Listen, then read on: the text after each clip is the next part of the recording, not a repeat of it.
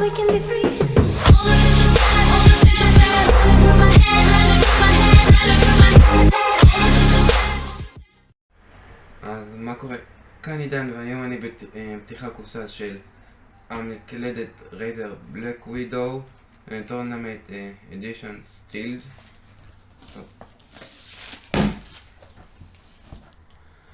זו הקופסה. פה יש את המדבקה שצריך להוריד ואפשר לפתוח ככה. יש פה את הדבר הזה, ככה מושכים את זה.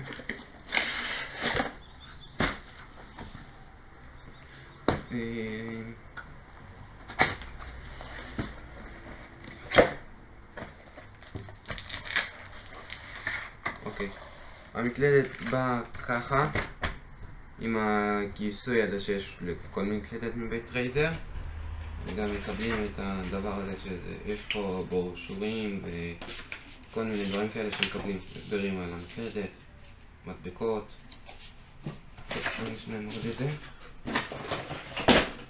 מה בעצם מקבלים במקלדת? זה פה החיבור של המקלדת למחשב, כן, חיבור USB 0.2 בציפוי זהב, והמקלדת עצמה. אוקיי, למקלדת יש לה כפתורים מכניים, כמובן, שנוחים לשימוש וקל ונעים לגעת בהם, יש להם מגע טוב, והיא יחסית מקלדת קטנה לעומת מקלדות רגילות. חסר פה את הכפתורים של הצד של המספרים וכל מיני דברים כאלה, ופה במקלדות רייזר אחרות יש פה אמור להיות פה 5 כפתורים של דברים שאפשר לעשות, שאתה מגדיר אותם, והם יכולים להיות כמו קונטרול או מקשים של עכבר. אז מהמקלדת הזאתי שעלתה 416 שקל מ-KSP, נעבור לעכבר כרומה, רייזר כרומה ריידר כרומה, כן. אותו דבר, יש פה גם מדבקה נושכים, כן. אותו דבר כמו במקלדת, מקבלים פה זוג מדבקות, למרות שזה יותר יפה מזה, זה צבעוני, זה פה. מדריך איך להשתמש, איזה עוד דברים יש לרייזר, יש להם מחשבים ניידים, ג'ויסטיקים, אוזניות, מקלדות, עכברים וכל מיני חטות. זה פה כתוב הסבר על העכבר והעכבר עצמו.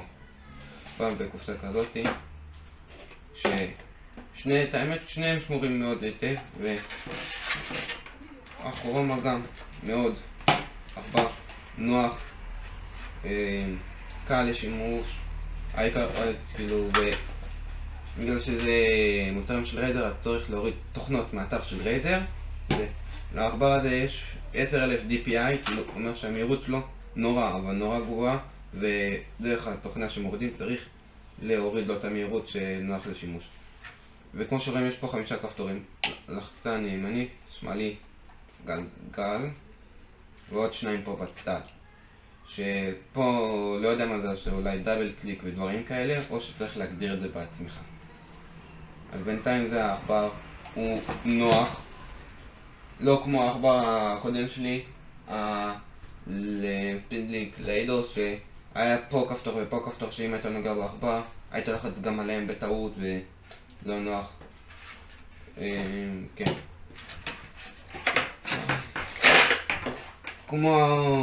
כמו המקלדת, הוא בא עם USB 0.2 בציפוי זהב. זה שהוא מצופי זהב זה עושה כאילו את העברת נתונים גם יותר טובה, וזה שהוא USB 2 זה גם נחמד. ונחמד לא כמו USB 3, אבל